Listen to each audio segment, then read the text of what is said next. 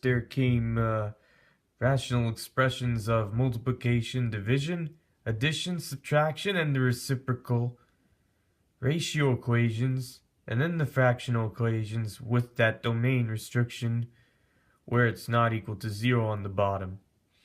Now we're on to our way involving complex fractions. Now before we proceed with complex fractions, say you remember all these properties of fraction laws posted in this video. Multiplication rule, the quotient, reciprocal rules. Note that all these variables A, C, B, and D are all variables of one another. They're different parameters. The addition and subtraction rule.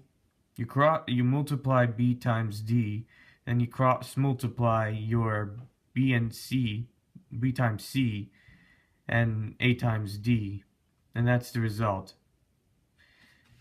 After you do cross multiplication, ratio equation, you immediately cross multiply. Now, moving on to the main topic of this lesson.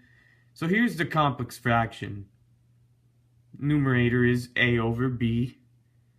The denominator is C over D. So, let us just say that this complex fraction is another way of writing this division of the rational expression. The way I say that is because the complex fraction really signifies this. A over B divided by C over D. Well, it was bound to be a reciprocal after you do that division of the fraction rational expression rule. So A over B times D over C is what we initially got when we were doing the division of rational expressions. So the expression really means, from doing all these complex terms, that you end up with AD in the numerator divided by B over C.